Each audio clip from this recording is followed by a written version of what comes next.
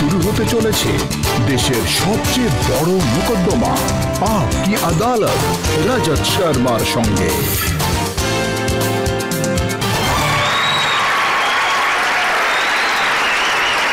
নমস্কার, thank you very much, thank you. তাহলে আসুন আজ শুরু করা যাক আপ কি আদালতে আজকের মোকদ্দমা। আপ কি আদালতে আজ আমাদের অতিথি হলেন একজন এমন ব্যক্তিত্ব যিনি পৃথিবীর বড় বড় দেশের বড় বড় নেতাদের সাথে ডিল করে থাকেন। 40 বছর ডিপ্লোম্যাট থাকার পর উনি নেতা হয়েছেন, রাজনীতিতে যোগ দিয়েছেন। পুরনো সময়ের মানুষরা ওকে যতটা পছন্দ করে, আমার রিসার্চ বলছে যে আজকের এই নতুন যুগে নতুন সময়ের মানুষরাও ওকে নিজের গুরু বলে মানেন। প্লিজ ওয়েলকাম ভারতের বিদেশ মন্ত্রী এস জয়শঙ্কর।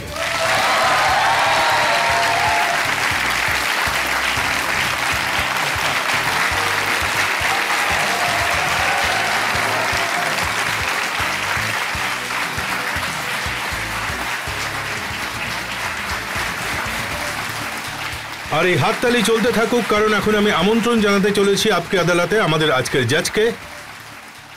আজকের বিচারক একজন বিশেষ ব্যক্তি, যার লেখা বই সারা পৃথিবীতে কোটি কোটি মানুষ পড়ে থাকে। উনি হলেন মোটিভেটর, উনি রাইটার এবং সারা পৃথিবী জুড়ে একজন অতি সুদক্ষ স্পিকার হিসেবে সুপরিচিত। Please welcome Shiv Kheda.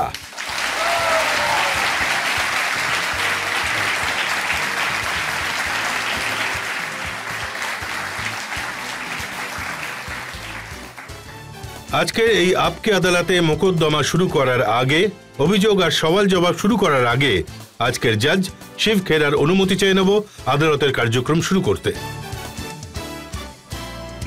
কার্যক্রম শুরু করা হোক। আপকে আদালতে প্রথম অভিযোগ পেশ করার আগে আমাদের বিদেশ মন্ত্রী এস জয়শঙ্করের বিরুদ্ধে এক নজর দেখে নেব এস জয়শঙ্করের ক্যারিয়ারের দিকে।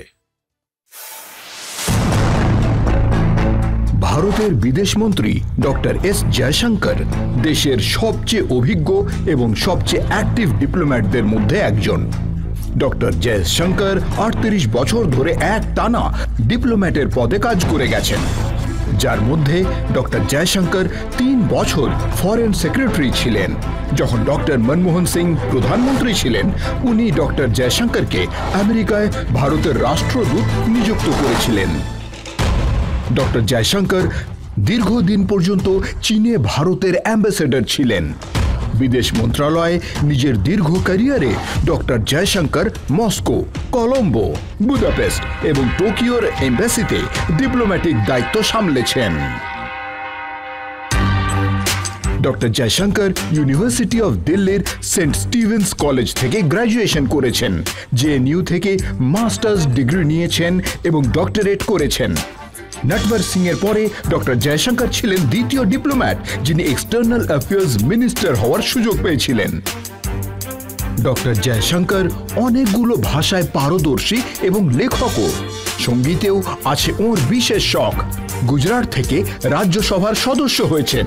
প্রধানমন্ত্রী মোদির ফেভারিট ডিপ্লোম্যাট ডক্টর জয়শঙ্কর আপকি আদালতে আজ নিজের ওকালতি নিজেই করবেন। তাহলে আসুন শুরু করা যাক আজকের মোকদ্দমা। ডক্টর জয়শঙ্কর, আপনার বিরুদ্ধে প্রথম অভিযোগ আনার আগে জেনে নিতে চাই যে আজ আমি একজন ডিপ্লোম্যাটের সঙ্গে কথা বলছি নাকি একজন পলিটিশিয়ানের সাথে? আজ আমি বলবো আপনি বেশিরভাগই মানে পলিটিশিয়ানদের সঙ্গে ডিল করেছেন, কিন্তু 40 বছরের যে ডিপ্লোম্যাটের ট্রেনিং আছে সেটা কিন্তু যাওয়ার নয়। তাহলে আসুন শুরু করা যাক আজকের মোকদ্দমা। আপকে আদালতে প্রথম অভিযোগ এস জয়শঙ্করের বিরুদ্ধে। আপকি আদালতে ভারতের বিদেশ মন্ত্রী ডক্টর এস জয়শঙ্করের বিরুদ্ধে অভিযোগ হলো যে উনি ডিপ্লোমেসির ব্যবহার পলিটিক্সের সুবিধা পাওয়ার জন্য করেন। জয়শঙ্করজি, এখন আপনি কি মানছেন যে ডিপ্লোম্যাটের চেয়ে আপনি বেশি পলিটিশিয়ান হয়ে গেছেন? G20 সফলতার দুর্দান্ত সব কাহিনী শুনেছি আমি। আমেরিকার প্রেসিডেন্ট জো বাইডেন প্রশংসা করেছেন, রাশিয়ার প্রেসিডেন্টও প্রশংসা করেছেন, না এলেও খুশি হয়েছেন। যতদূর আমি পড়েছি চীনও প্রশংসা করে বলেছে যে ভারত কত বড় রোল প্লে করেছে। কিন্তু আমাদের লালু যাদবজি বলছেন যে এত পয়সা নষ্ট করা হয়েছে, এত খরচা করা হয়েছে, তো ভারত কি পেল? আসলে লালুজিকে তো আপনারা সকলেই ভালোবাসেন, সম্মান করেই থাকেন, এটা তো আপনারা সবাই জানেন। আর আর আপনি যখন বাইডেন এবং পুতিনের নাম নিলেনই, তাহলে এটা স্বাভাবিক যে আপনি লালুজির নামও একসঙ্গেই নেবেন। তো আমার সম্বন্ধে যে ভালো কথাগুলো বলা হচ্ছে, সেটাও হলো একটা প্রমাণ যে এতে আমাদের কি প্রাপ্তি হয়েছে। তবু আপনারা যদি সাধারণ নাগরিকের দৃষ্টিভঙ্গি দিয়ে দেখেন, প্রথম কথা হলো এই G20-তে যাকে বলা হয় স্কিলস ম্যাপিং, যে প্রতিটা দেশের, বিশেষ করে আমাদের মতো দেশে যেখানে যুব প্রজন্ম আছে, তাদের নানা রকম ট্যালেন্ট রয়েছে, যাদের মধ্যে কেউ কেউ ইঞ্জিনিয়ার, কেউ ডাক্তার, কেউ আর্কিটেক্ট, কেউ চার্টার্ড অ্যাকাউন্ট্যান্ট, তো পৃথিবী জুড়ে স্কিলস ম্যাপিং কিন্তু হচ্ছে। এই G20-র কারণে এক প্রকার ভারতের যুব প্রজন্মের জন্য গ্লোবাল ওয়ার্ক প্লেস যেটা রয়েছে, তার দরজা কিন্তু আরও প্রসারিত হচ্ছে। তবে এটা একটা উদাহরণ। আমি আপনাদের আর একটা উদাহরণ দিচ্ছি। যেসব অতিথি আমাদের কাছে এসেছে, তারা ভারতের ক্ষমতা দেখেছে। যদি আমি বলি যে ওই দুদিনে যদি কোনো একটা বিষয় নিয়ে চর্চা হয়ে থাকে, সব থেকে বেশি হয়েছে চন্দ্রযান নিয়ে।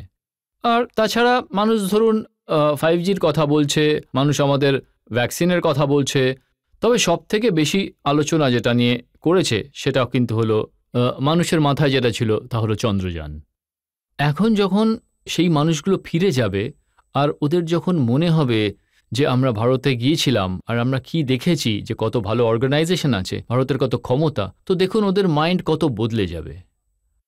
তবে ফাইনালি আমি আপনাকে বলবো যে আমাদের G20-কে শুধু রাজধানীতে না রেখে, বিজ্ঞান ভবনে না রেখে, এটা পুরো দেশ জুড়ে পালন করা হয়েছে। 60টা শহরে পালন করা হয়েছে, প্রতিটা রাজ্যে পালন করা হয়েছে। ফলে ট্যুরিজমের ওপর এর প্রভাব দেখুন। তো আমি বলবো রোজগারের পরিপ্রেক্ষিতে দেখুন, ট্যুরিজমের কথা বলুন, ভারতের ক্ষমতা আর যে যা এসেছে আমাদের কাছে, যা নির্যাস, তাদের কথা বলুন, বা আপনি রিসোর্সের কথা বলুন, ব্যাংক মানে যা ডেভেলপমেন্ট রিসোর্স যা রয়েছে, আমি বলবো যে প্রতিটা ক্ষেত্রে এই G20-র অনেকটাই প্রভাব পড়েছে। জয়শঙ্করজি, সামিট তো আগেও হতো, এদেশে প্রধানমন্ত্রী তো আগেও ছিলেন। এইভাবে হতো না। কিন্তু সামিট তো এভাবে করা হতো না। পুরো দেশ জুড়ে এটাকে ছড়িয়ে দিয়ে যাতে রাজনীতিতে সুবিধে হয়, ইমেজ উজ্জ্বল হয়, মোদিজির নাম জনপ্রিয় হয়। যদি কিছু উজ্জ্বল হয়ে থাকে তো দেশ উজ্জ্বল হয়েছে, ভারত উজ্জ্বল হয়েছে। কেউ কেউ আমাকে সোশ্যাল মিডিয়া থেকে ছবি পাঠিয়েছে যে আগে আমরা কেমন সিম্পল ভারত দেখাতাম আর আপনারা কেমন ঝকঝকে তকতকে ভারত দেখাচ্ছেন, সেসব ছবি আপনাকে দেখাতে চাই। আগে যখন বিদেশি অতিথিরা আসতেন তখন কিভাবে তাদের ভারত দেখানো হতো। এই ছবিটা একজন ভিউয়ার পাঠিয়েছেন আমাকে আর লিখেছেন যে যখন বিদেশি অতিথিরা আসতো তখন আমরা তাদের এই রকম ভারত দেখাতাম।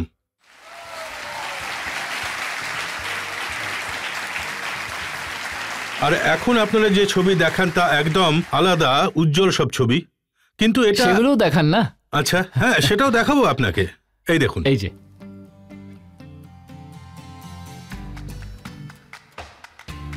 এখন এই ছবি দেখার পর নীতিশ কুমারের পার্টির লোকেরা বলছে আপনি বিহারের সব জিনিস দেখিয়েছেন, সবাইকে নালন্দা বিশ্ববিদ্যালয়ে দেখিয়েছেন, তাহলে সব ক্রেডিট তো নীতিশ কুমারের পাওয়া উচিত ছিল। যদি এমন হয় যে সবাই ক্রেডিট নিতে চাইছে, তাহলে তো দেশের জন্য ভালোই।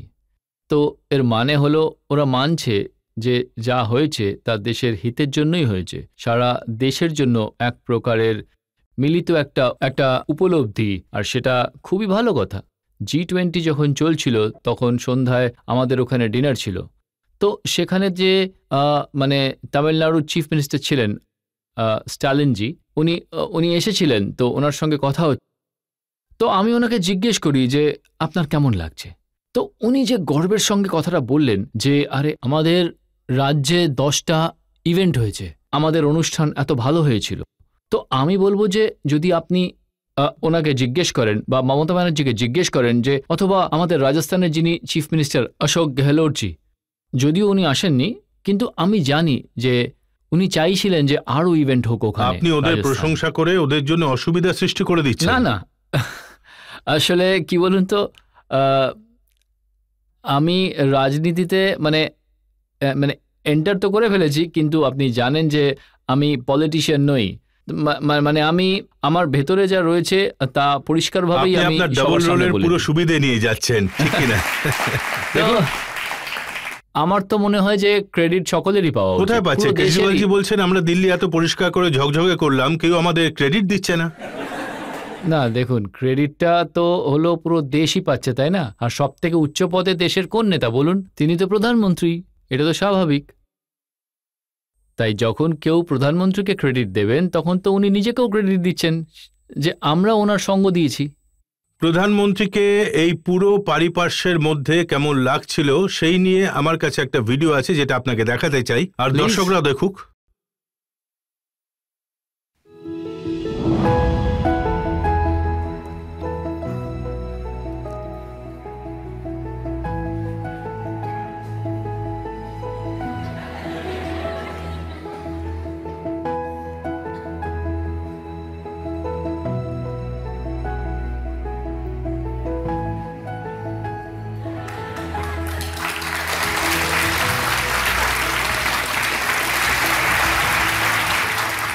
এখন আপনি আমাদের বলতে পারেন যে এই এত সমস্ত আলাদা আলাদা দেশের আলাদা আলাদা ধরনের মানুষ, আলাদা আলাদা ভাষায় কথা বলা, সবাইকে সেট করে নিয়েছেন মোদিজি?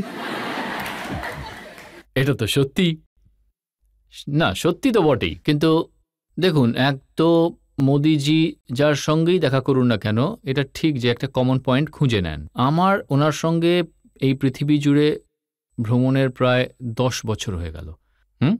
আর আমি দেখেছি যে এই 10 বছরে আর উনি এমন একজন প্রধানমন্ত্রী ছিলেন, যখন উনি প্রধানমন্ত্রী হয়েছিলেন আপনার হয়তো মনে থাকবে যে লোকেরা বলতো যে আরে ইনি তো বিদেশ নীতি সম্বন্ধে প্রায় কিছুই জানেন না, জানি না উনি কি করে সামলাবেন, কি করবেন। আর এখন সেই প্রধানমন্ত্রীকে আপনি দেখুন, ওনার সাকসেসটা কতখানি। এবং এর কারণটা হলো যে উনি অত্যন্ত মানে খুবই ওপেন মাইন্ডেড একজন নেতা, যিনি মানুষের সঙ্গে কানেক্ট করতে পারেন। এখন দেখুন, যেমন জো বাইডেন, আমরা তো ভাবতাম মোদিজি আর ট্রাম্পের মধ্যে বন্ধুত্ব আছে। জো বাইডেন ট্রাম্পকে হারিয়ে এসেছেন, সেও ওনার বন্ধু হয়ে গেছেন। এখন এটা তো মানতেই হবে, তাই না? এটাই তো হলো মোদিজি। তো ব্যাপারটা হলো আপনি না মানে আপনি তো ওনার কথা বলছেন, কিন্তু তার আগে তো ওবামাও ছিলেন। কিন্তু একদিক থেকে দেখতে গেলে মোদিজি এমন একজন ক্যারেক্টার যে যিনি নাকি যে কোনো নেতার সঙ্গে কানেক্ট করেন, মানে আপনি কিন্তু নিজে দেখলেই বুঝতে পারবেন। উনি আমায় বলেছিলেন যে ডোনাল্ড ট্রাম্পের সঙ্গে ওনার বন্ধুত্ব হয়েছে কিভাবে, উনি ওকে হোয়াইট হাউস দেখিয়েছিলেন, কিন্তু জো বাইডেনের সঙ্গে কেমন সেটা তো আপনি বলতে পারেন। প্রথমবার সাক্ষাৎ যেটা হয়েছিল সেটা হয়েছিল 2014 সালে। সেই সময় জো বাইডেন উনি ছিলেন উপরাষ্ট্রপতি, আর সেটা মোদিজির প্রথম ভ্রমণ ছিল ইউএসএতে। মে মাসে প্রধানমন্ত্রী হয়ে সেপ্টেম্বরে এসেছিলেন, আর আমি সেই সময় রাষ্ট্রদূত ছিলাম আমেরিকাতে। আর ওনার যে কেমিস্ট্রি ছিল, মানে মানে মানে জো বাইডেনও এক রকমের বেশ খোলামেলা মানুষ, মানে মানে মানে ওনার যা মনে রয়েছে তাই উনি স্পষ্ট করে বলে দেন। তো সেখান থেকেই সম্পর্কটা তৈরি হয়। আর সেই সময় জো বাইডেন মোদিজির জন্য লাঞ্চ হোস্ট করেছিলেন, এবং যখন উনি রাষ্ট্রপতি হয়ে 2020 সালে নির্বাচিত হয়ে আসেন, তখন এটা স্বাভাবিক ছিল যে ওদের যে দেখা হয়েছিল তার যে পজিটিভ মানে প্রভাব যেটা ছিল, তার যে সমস্ত স্মৃতি ছিল, সেটা ন্যাচারালি সেটার তো একটা প্রভাব পড়বেই। আর আপনি দেখে থাকবেন যে শুরুতেই যখন উনি রাষ্ট্রপতি হয়েছিলেন, ওনার সব থেকে প্রথম যে ওই সময় কোভিড চলছিল, মিটিং যা কিছু হতো তখন ভার্চুয়াল মিটিং করা হতো। প্রথম মিটিং যেটা ছিল সেটা মোদিজির সঙ্গে ছিল, সেটা কোয়াড গ্রুপিং যেটা থাকে তার মাধ্যমে ছিল। তো আর যখন ওদের মিটিং হয়, তো আমার দেখুন মানে দুজনেই হলেন পলিটিক্সের বিষয়ে খুবই অভিজ্ঞ। যদি আপনি আজ ডেমোক্রেটিক পলিটিক্স দেখেন, ডেমোক্রেটিক পলিটিক্স আমি বলবো মোদিজি এখন সব থেকে সিনিয়র হবেন প্রেসিডেন্ট আর প্রাইম মিনিস্টারের মধ্যে। আর আপনি যদি পুরো পলিটিক্সের অভিজ্ঞতাটা দেখেন, তো ওনার বাইডেনের যেটা রয়েছে 50 বছরের অভিজ্ঞতা আছে। উনি তো খুব কম বয়সে উনি সেনেটর হয়েছিলেন।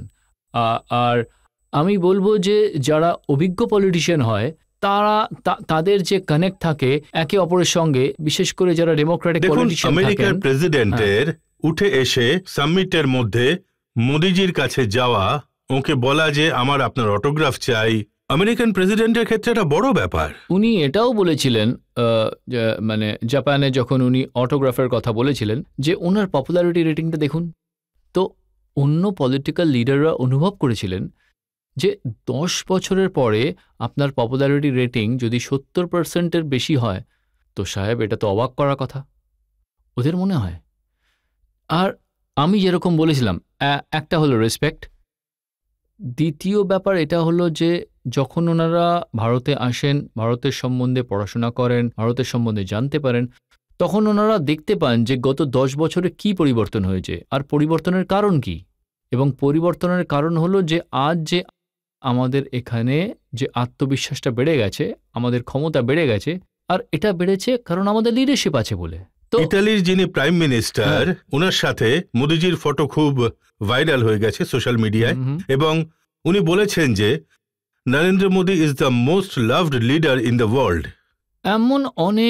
এমন দেশ রয়েছে, এমন অনেক লিডার রয়েছে যাদের কাছে আজ নরেন্দ্র মোদি এক প্রকারের রোল মডেল হয়ে উঠেছেন, যে তাদের কাছে মনে হয় যে ভাই এই তো খুবই ডিসাইসিভ, খুবই সাহসী, যে মানে বড় বড় বাধা এসেছে তবুও উনি সেই সবের মুখোমুখি হয়েছেন। ওনার ভাবনা চিন্তা উচ্চ। আজকাল দেখুন ব্যাপারটা হলো পৃথিবী হলো খুবই টেক স্যাভি পৃথিবী হয়েছে, আর ওনাদের মনে হয় যে মোদিজি যিনি পৃথিবীতে দেখেন, যদি আপনি আমাকে এই কথাটা বলুন যে পৃথিবীতে টেক স্যাভি কারা সব থেকে বেশি, তাহলে ওনার নামও সেখানে প্রথম সারিতে আসবে। তাই প্রতিটা দেশ, প্রতিটা লিডার, প্রতিটা দেশের পাবলিক যারা আছেন, তারা নিজেদের দৃষ্টিতে দেখেন যে কোনো না কোনোভাবে আমার মনে হয় যে, কারণ মোদিজির এমন একটা ব্যক্তিত্ব যে সবার সঙ্গে কোথাও না কোথাও কোনোভাবে কানেক্ট। যখন আপনার সঙ্গে দেখা হয় head of the states, prime minister, president, মোদিজির সম্বন্ধে কি কথা বলেন? দেখুন, আমার জন্য সব থেকে বড় যেটা প্রবলেম হয় তা হলো, আসে তো সবাই, আর সবাই দেখা করতে চান।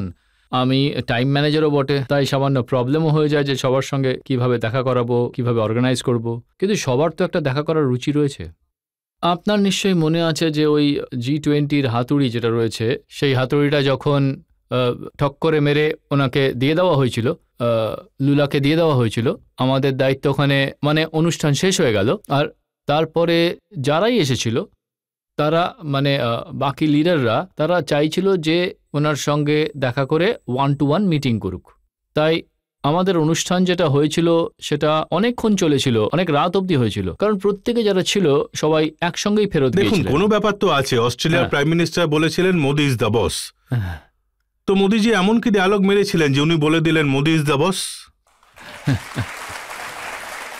উনি ডায়ালগ মারেননি, কিন্তু মোদিজি হলেন, মোদিজি যখন বলেন তার ডায়ালগ একভাবে রেডিয়েটই করেন। যখন উনি আসেন, আপনার কি মনে হয় না যে উনি বস? হ্যাঁ, যিনি সৌদি আরবের প্রিন্স আছেন সলমান, ওকে খুব কম হাসতে দেখা যায়, কিন্তু মোদিজির সাথে একদম প্রাণ খুলে হেসে যাচ্ছিলেন। আজকের দিনে এই যে সৌদি আরবের রাজকুমার, উনি নিজেই নিজেকে এভাবে দেখেন যে আমি সৌদি আরবের একজন মডার্নাইজার।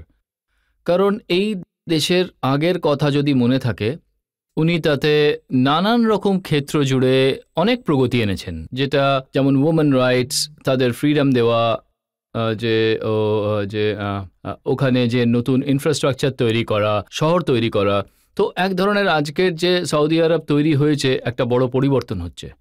এখন এই ধরনের মানুষের মনে হয় যে যদি আমি পৃথিবীতে কোনো রোল মডেল দেখি, কোথাও কারো অন্যের এক্সপিরিয়েন্স আছে যা থেকে আমিও কিছু পেতে পারি। তো এখন ওনার মনেও হয়েছিল যে আপনারা ডিজিটালে, ওর একটা কথা আমি আপনাকে বলছি, যখন আমি বাইরে গেছি, যখন পৃথিবীতে ভারতের যে পরিবর্তন এসেছে, বিশেষ করে ডিজিটালে যেটা হয়েছে, সেই সম্বন্ধে পৃথিবী জুড়ে ভীষণ কিউরিওসিটি। মানুষ জানতে চায় যে আপনাদের এখন অনেক দেশের কাছে ভ্যাকসিন ছিল না। আপনি ভ্যাকসিনেশন কিভাবে করেছেন? কারণ এমন অনেক দেশ আছে ডেভেলপার কান্ট্রি, কিন্তু বেশি মাত্রায় ভ্যাকসিনেশন করতে পারেনি। অথবা মানুষ দেখে যে আজ টাকায় লোন পাওয়া যায়, যদি 40 কোটি মানুষ লোন পায়, অথবা অন্য যোজনায় আপনি খাবার পাচ্ছেন, 80 কোটি মানুষ খাবার পাচ্ছে, ওরা যখন জানে যে এখানে লিকেজ আছে, যা আমাদের পরম্পরা, রাজনৈতিক পরম্পরাই হলো লিকেজ, তো সেই লিকেজ যখন বন্ধ হয়ে যায়, ওরা জানতে চায়। আমি তো লিডারদের কাছে শুনেছি যে আমাদের ওখানেও লিকেজ হয়, আমরাও বন্ধ করতে চাই। তো একজন তো প্রশ্ন করেছিল যে এর টেকনোলজি কি? টেকনোলজি তো ডিজিটাল, আর দ্বিতীয় টেকনোলজি হলো মোদিজি। তো একটা ছবি সারা পৃথিবী দেখেছে, 20 থেকেও বেশি কান্ট্রির হেডস রাজঘাটে দাঁড়িয়ে আছে গোল হয়ে, আর যখন ওরা আসছিলেন তখন প্রধানমন্ত্রী মোদি এবং জো বাইডেন আগে আগে, বাকি সবাই পেছনে পেছনে। এই আইডিয়াটা কার ছিল যে রাজঘাটে সবাইকে নিয়ে যাওয়া হবে? না, না, মানে এতে দুটো জিনিস ছিল। যে মোদিজির এই আইডিয়া ছিল যে যেহেতু গান্ধীজি এক ধরনের আমি বলবো যে পৃথিবীর সব থেকে আইকনিক ফিগার, তো যখন ভারতে এসেছে তো ওদের তো উচিত হবে যে সবাই যখন এসেছে তারা নিজেদের শ্রদ্ধাঞ্জলি দেওয়ার জন্য ওখানে যাক। আর আমার মনে হয়েছে যে এটা খুবই ন্যাচারাল এটা, আর ওদেরও এটা মনে হয়েছে। আর আমি এটা বলবো যে অনেক মানুষ এই ব্যাপারটার খুবই প্রশংসা করেছে। যেমন আমরা শুনেছিলাম, আমরা মানে ছবি দেখেছিলাম এবং খুবই মানে ইমোশনাল ফিল করছিলাম ওখানে গিয়ে। এই সম্বন্ধে লাস্ট সেশন মানে তৃতীয় সেশনে অনেক লোক প্রশ্ন করছিল। এখন দেখুন, কংগ্রেসের নেতারাও তো বলছে যে আমাদের গান্ধীজিকেও কবজা করে নিয়েছেন মোদিজি। আরে এটা আমি আর কি বলবো, যে নালিশ করার লোকেরা তো নালিশ করবেই, কাজ করার লোকেরা কাজ করতে থাকবে। আর এটা যখন এটা আছেই, আমি আপনাকে আবারও বলছি যে দেখুন, এই G20 কিন্তু রাজনীতির বিষয় নয়, এটা দেশের বিষয়। আমরা যারাই ভারতের নাগরিক তাদেরই প্রাউড ফিল করা না, উচিত। রাজনীতির বিষয় তো বটেই, এই কারণে বিরোধী দলের নেতারা নিজেদের ভেতরে লড়াই করছে। অধীর রঞ্জন চৌধুরী তো মমতা ব্যানার্জিকে প্রশ্ন করেছেন যে আপনি কেন গেছিলেন ওখানে, আর যদি ওখানে গিয়েও থাকেন তাহলে অমিত শাহ আর যোগী আদিত্যনাথের সঙ্গে এক টেবিলে কেন বসেছিলেন? দেখুন, এই হলো ডেমোক্রেসি, আর এই ডেমোক্রেসিতে আলাদা আলাদা রাজনৈতিক দলের মানুষেরা একসঙ্গে মিলেমিশে কাজ করে থাকে, একসঙ্গে বসে খাবারও খায়, এবং যদি কেউ এসে থাকে তাহলে সে এই কারণে এসেছে যে এটা পুরো দেশের ইভেন্ট। যদি আপনার ভাবনা এতই ছোট হয় যে সময় আপনার দেশের কোনো একটা উপলব্ধি নিয়ে গর্ব হওয়া উচিত, আর আপনি সেটাকে যদি রাজনীতি বানিয়ে ফেলেন, তাহলে এর কি উত্তর হতে পারে? আচ্ছা, শশী থারুর তো ডিপ্লোম্যাট, হ্যাঁ, উনি তো সারা পৃথিবী দেখেছেন এবং উনি বলেছেন যে খুব ভালো কাজ হয়েছে, দারুণ কাজ হয়েছে, কিন্তু এর উপকার আপনি রাজনীতিতে ওঠাবেন, পলিটিক্স হবে, আর 2024-এর ইলেকশন হলে আপনারা এর জন্য অনেক ভোট পাবেন। 2024-এ যা হবে সেটা তো হবে সরকারের রেকর্ড কেমন তার উপর, যে এটা তো ডেমোক্রেসি, তাই না? এটাই তো হওয়া উচিত। তো আমার মনে হয় যে 2024-এর নির্বাচনে যেটা হবে, মানে মোদী সরকার যেটা রয়েছে, সেটা এক প্রকার ওনার রেকর্ডের ভিত্তিতে ভারতের জনগণ ওনাকে আশীর্বাদ করবেন। তো এখন এটা তো নয় যে যেহেতু একদিন নির্বাচন হবে তার মানে আমাদের কোনো কাজই করা উচিত নয়। আমার মনে হয় যে একটা সময় ছিল যখন আমাদের চিন্তাভাবনা বেশ বড় ছিল না, যখনই আমরা কোনো কাজ করতাম মানে মিনিমাম কাজটুকু করতাম, খুব ভাবনা চিন্তা করে করতাম, মানে খুব একটা কনফিডেন্স ছিল না। কিন্তু এখন যুগ বদলে গেছে, শুধু পলিটিক্স বদলায়নি, এটা মানে মোদিজি এবং মোদিজির সরকার বদলায়নি, আমার মনে হয় পুরো ভারত বদলে গেছে। দেখুন জয়শঙ্করজি, এটাই তো হলো প্রবলেম বিরোধীদের। হ্যাঁ, প্রথমে চন্দ্রযানের গ্লোরি মোদিজি পেয়ে গেলেন, G20-র গ্লোরি পেয়ে গেছেন, এখন রাম মন্দিরের গ্লোরিও পেয়ে যাবেন, তাহলে ভোটে জেতা তো হাতের মুঠোয়। দেখুন এখন ওদের এটাও ভাবা উচিত যে, এবং আপনাদেরও ভাবা উচিত যে গ্লোরি পেয়ে যাচ্ছেন কি করে। গ্লোরি এটা এমন নয় যে সমস্ত কাজ নিজে নিজেই হয়ে যাচ্ছে। যদি G20-তে সফলতা পেয়ে থাকেন তার জন্য কোথাও না কোথাও তো পরিশ্রম হয়েছে, তাই না? আর সারা পৃথিবী বলছিল যে জয়েন্ট ডিক্লারেশন করা যাবে না। হ্যাঁ, তো ঠিক আছে, এ বিষয়ে কথা বলা যাক। এই যে মনে হচ্ছিল বারবার যে জয়েন্ট ডিক্লারেশন হবে না, আর হ্যাঁ, এটা খুব মুশকিলের কাজ ছিল। এই এই এই আজকের পৃথিবীর পরিস্থিতিতে সর্বসম্মতি জোগাড় করা সহজ ব্যাপার নয়।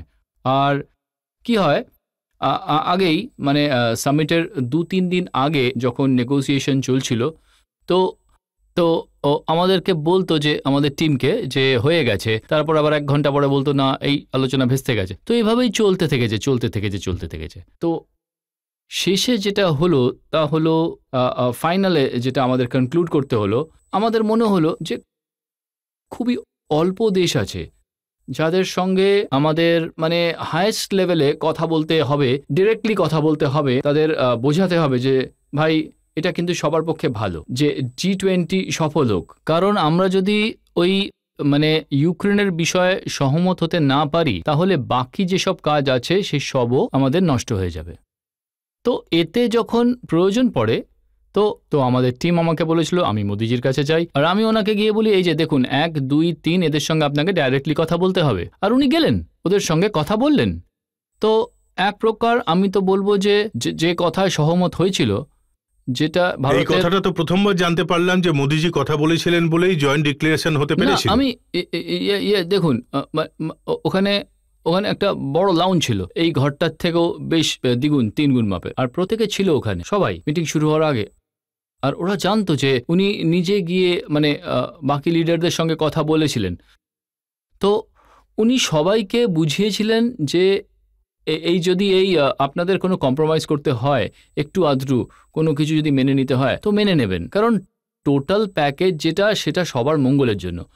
আর একটা শব্দের কারণে অথবা কোনো একটা বাক্যের কারণে আপনি এই পুরো বিষয়টায় আপনি বাধা দেবেন না। তো আমার মনে হয় যে অনেক এমনজন লিডার ছিল যাদের মনে হয়েছিল হ্যাঁ ওদের নিজেদের বিষয়টা তো মনে ছিলই, কিন্তু ওদের মোদিজির বিষয়েও এক রকমের, আমি তো বলবো একটা পার্সোনাল রেসপেক্টও ছিল। দেখুন, আগেকার দিনে, আমি তো 40 বছর ধরে এই প্রফেশনে আছি, আমরা দেখতাম যে প্রতিটি জিনিসের জন্য হয় আমেরিকার দিকে তাকিয়ে থাকতো, নাহলে রাশিয়ার দিকে।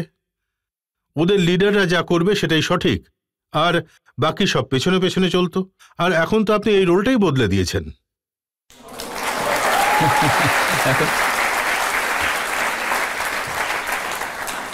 এখন আপনি যদি বলতে চান যে যুগটা বদলে গেছে, তো আমি মেনে নিচ্ছি যে যুগ বদলে গেছে, যে এখন যেটা চলছে। সময় বদলে গেছে না আপনি বদলে দিয়েছেন? আপনি কি একজন ডিপ্লোম্যাটকে প্রশ্ন করছেন না পলিটিশিয়ান? আমার সামনে তো টু বি নোন বসে আছে। না, আমি বলবো যে কিছু স্বাভাবিক বদলও হয়েছে আর কিছু বদলানোও হয়েছে। দেখুন, অপোজিশনের লোকেরা তো বলছে যে সামিট তো সব গভর্নমেন্টের সময় হতো, এটা তো এই বাই চান্স যে মোদিজি এখন প্রাইম মিনিস্টার আছেন আর বাকি। আপনি আমাকে একটা কথা বলুন, আপনিও 40 বছর ধরে কাজ করছেন, আমিও 40 বছর ধরে করছি। এইরকম সামিট কবে হয়েছে আগে? কারণ শেষ সামিট যেটা কথা মানুষ বলে থাকে 1983-তে, সেই নন অ্যালায়েন্স সামিট, আমি ছিলাম সেখানে, আমি জুনিয়র অফিসার ছিলাম, নিজে ছিলাম সেখানে। সেই সময়ের ভারতবর্ষ আর এই সময়ের ভারতবর্ষ, দুয়ের মধ্যে অনেকটা তফাৎ আছে। তো আমি তো বলবো যে দেশও অনেকটা বদলে গিয়েছে, আমাদের যে ক্ষমতা তাতেও পরিবর্তন এসেছে, আমাদের বিশ্বাসও এসেছে, আমাদের নেতাদের মধ্যেও পরিবর্তন এসেছে। জনতার মধ্যে থেকে কেউ প্রশ্ন করবেন? একটা দুটো প্রশ্ন আমরা নিয়ে নিই। স্যার, আমি জানতে চাই যে ইউএসএ আর রাশিয়া এই দুটো একদম আলাদা কান্ট্রি হওয়া সত্ত্বেও আপনি ব্যালেন্স কি করে মেনটেন করেন? পৃথিবীতে আজকাল এত রকমের বিবাদ আছে মানে ইউক্রেন যুদ্ধের কারণে, যে এটা সত্যি একটা বড় পরীক্ষা ছিল। আর আমাদের মতো করে আমরা, কারণ প্রথম থেকেই আমরা খুব ইন্ডিপেন্ডেন্ট স্ট্যান্ড নিয়েছিলাম, মানুষের মনে হয়েছিল যে এরা না এদিকে আছে না ওরা ওদিকে রয়েছে, এরা হয়তো খুবই ইন্ডিপেন্ডেন্ট মানুষ, এরা যা বলে নিজেদের পজিশন স্পষ্ট করে দেয়। তাই আমার মনে হয় যে একদিক থেকে দেখতে গেলে ওরাও এটার রেসপেক্ট দিয়েছে। ইউক্রেন ওয়ারের বিষয়ে আপনি কথা বলেছেন। ইউক্রেন ওয়ার এমন একটা জিনিস যার একদিকে ইউরোপ, অন্যদিকে আমেরিকা আর অন্যদিকে রাশিয়া। এখন মোদিজিকে নিয়ে পুটিনও যথেষ্ট খুশি, মোদিজিকে নিয়ে ইউরোপিয়ান ইউনিয়নের লোকেরাও খুশি, আর মোদিজি যা করেছেন তাতে আমেরিকারও খারাপ লাগছে না। সবকা সাথ সবকা বিকাশ। এখন আমরা একটা ব্রেক নিয়ে নেব, আর ব্রেকের পর আপকি আদালতে ডক্টর জয়শঙ্করের বিরুদ্ধে অভিযোগ আর জবাবদিহির আরেক পর্ব। রাহুলজি বলছিলেন যে উনি একবার আপনার সাথে কথা বলেছিলেন চায়না নিয়ে, আর পরে বলেছিলেন চায়না নিয়ে তো আপনার কোনো ধারণাই নেই। হয় যিনি বোঝাচ্ছেন তার অক্ষমতা, বা যিনি বুঝছেন তার অক্ষমতা।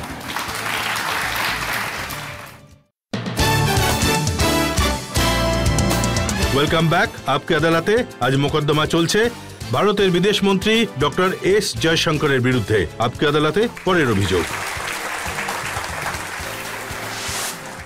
আপকি আদালতে ভারতের বিদেশ মন্ত্রী ডক্টর এস জয়শঙ্করের বিরুদ্ধে অভিযোগ হলো যে উনি চীনকে ভয় পান। এখন এই অভিযোগ কে করেছেন সেটা বলা তো জরুরি নয়। আমাদের রাহুল গান্ধীজি, উনি কিছুদিন আগেই লাদাখ গেছিলেন এবং ওখানে উনি পেঙ্গং লেকে গিয়েছিলেন এবং উনি দেখেছেন আমাদের হাজার হাজার কিলোমিটার জমির ওপর চীন কবজা করে নিয়েছে, চীন নিয়ে নিয়েছে, আর আপনি কিছুই করছেন না। এই এটা খুশির কথা যে উনি প্যাংগং লেক গিয়েছিলেন, আর উনি যে জমি যেটা দূর থেকে উনি দেখেছিলেন তার এটার ইতিহাস আমি আপনাকে বলছি। 1959-এ চাইনিজরা এসেছিল ওখানে, এবং 59 আর 62-র মধ্যে 3 বছরে ওরা ওই অঞ্চল কবজা করে নিয়েছিল। তো 1962-র ওয়ারে ওখানে খুব নামকরা একটা জায়গা ছিল খুরনা ফোর্ট। ওই জায়গাটা এখন হাতছাড়া হয়নি, এই জায়গাটা 62-তে হাতছাড়া হয়েছে। তো যখন উনি চীনের কথা বলছেন, জমির কথা বলছেন, সবার প্রথমে তো ভেবে দেখা উচিত যে যদি ভারতের জমি হাতছাড়া হয়ে থাকে, হ্যাঁ জমি হাতছাড়া হয়েছে, 38,000 কিলোমিটার হয়েছে। কবে হয়েছে? 62-তে হয়েছে। উনি তো বলছেন মোদিজি দিয়ে দিয়েছেন সমস্ত জমি শি জিনপিংকে 1962-তে। তো দেখুন 2020-তে চায়না, যেটা মানে ওই সময় কোভিড চলছিল, যখন লকডাউন ছিল, তো চায়না যেটা করলো তা হলো আমাদের সঙ্গে ওদের 93 আর 96-এ দুটো এগ্রিমেন্ট হয়েছিল। তো এই এগ্রিমেন্টের মাধ্যমে দু তরফের থেকে সৈনিকের বেশি সংখ্যায় বর্ডার লাইন অফ অ্যাকচুয়াল কন্ট্রোলের পাশে নিয়ে আসা যাবে না। এটা আমাদের মধ্যে এটা একটা লিখিত বোঝাপড়া হয়েছিল, আর যদি আপনি নিয়ে আসেন তাহলে আপনাকে আগে থেকে জানাতে হবে। এখন এই বোঝাপড়া আমরা করিনি। এটা তো সেই সময়ের 30 বছরের পুরনো, সেই সময় আমাদের সেই নরসিমহা রাও সরকারের সময়ের কথা বলছি। এখন হতে পারে যে ওনার মনে হয়েছিল যে আমরা ওদের, কারণ সেই সময় কোভিড চলছিল, আমরা ওদের কাউন্টার ডিপ্লয়মেন্ট করতে পারবো না। তো মোদিজি ঠিক করেছিলেন যে যদি আমাদের চীনের দিক থেকে কোনো বিপদ আসে তাহলে আমাদেরও কাউন্টার ডিপ্লয় করা উচিত। আর উনি সেই সময় পুরো এয়ারফোর্স এবং আমাদের রেল সিস্টেম আর রোড সিস্টেমের শক্তি লাগিয়ে, এবং শুধুমাত্র এয়ারফোর্স থেকেই আমরা 70,000 মানে আমাদের যে সৈন্য বল আছে তাদের এয়ারলিফট করেছিলাম। আমরা ট্যাঙ্কসকেও এয়ারলিফট করেছিলাম। আমাদের যে বড় বড় গান আছে, ট্রাক আছে, সব কিছুই, কারণ সেই সময় ওই এপ্রিলের সময় বরফ পড়তে থাকে, আর ওখানে রাস্তাও, আর আপনারা জানেন যে যতদিন মোদিজি না গিয়েছিলেন ততদিন এই বর্ডারের ইনফ্রাস্ট্রাকচার যেটা রয়েছে তার উপরে কেউ মনোযোগী দেয়নি। সেই সময় ওই ইউপিএর যে সরকারের সময় মানে ওই রেকর্ডে বলা হয়েছিল যে যদি আপনারা বর্ডার এভাবেই ছেড়ে দেন তাহলে চীনও এখানে আসতে পারবে না, এই ছিল ওদের ভাবনা। এখন কারণ বর্ডার্স অফ ইনফ্রাস্ট্রাকচারে কেউ কোনো মনোযোগী দেয়নি, তো ঠিক আছে, গত 10 বছরে যথেষ্ট উন্নতি করা হয়েছে, কিন্তু ডিপ্লয় করা এত সহজও নয়। কিন্তু তা সত্ত্বেও 2020-তে আমরা হাজার হাজার সংখ্যায় ওখানে আমরা সৈনিকও পাঠাই, অস্ত্রশস্ত্র সঙ্গে পাঠাই, ডিপ্লয়মেন্টও করাই। তো যদি আজ ওখানে কেউ লড়াই করে থাকে, যেটা এখন হচ্ছে, সেটা এই মোদি সরকারের সিদ্ধান্তের কারণে হতে পারছে। তো আর যদি জমি নিয়ে এত দুশ্চিন্তা থেকে থাকে, আর সেটা থাকাও উচিত, আমরাও জমি নিয়ে খুবই চিন্তিত, তো জমি নিয়ে যদি এত চিন্তা থেকে থাকে যে ৩৮,০০০ কিলোমিটার সেই যে ৬২তেই চলে গিয়েছিল, তাহলে তো তখনই চিন্তা করা উচিত ছিল, তাই না? যদি আমরা অলিম্পিকে গিয়ে থাকি চায়নায়, তো তাহলেই তো আমাদের জমি নিয়ে কথা বলা উচিত ছিল। এখন আমি জানি না জমি নিয়ে কথা হয়েছিল কিনা। দেখুন, আপনি এত সুন্দর করে বুঝিয়ে দিলেন যে চাইনিজ এসেছিল, কিন্তু আমরাও সমানে সমানে ডিপ্লোমেন্ট করেছিলাম। রাহুলজি বলছিলেন যে উনি একবার আপনার সাথে কথা বলেছিলেন চায়না নিয়ে, আর পরে বলেছিলেন চায়না নিয়ে তো আপনার কোনো ধারণাই নেই। এখন আমি কি বলবো? হয় আমি বোঝাতে পারিনি, হয় যিনি বোঝাচ্ছেন তার অক্ষমতা, বা যিনি বুঝছেন তার অক্ষমতা। এখন হতে পারে যে ভুলটা হয়তো আমারই। আমি মানছি যে আমি, হতে পারে যে উনি খুব মানে জ্ঞানী মানুষ, বুদ্ধিমান মানুষ। কিন্তু আপনি তো বহু দিন ছিলেন চায়নাতে। হ্যাঁ, আমি প্রায় ৪.৫ বছর রাষ্ট্রদূত ছিলাম ওখানে। তো মানে এখনো পর্যন্ত আমার রেকর্ড সব থেকে দীর্ঘ।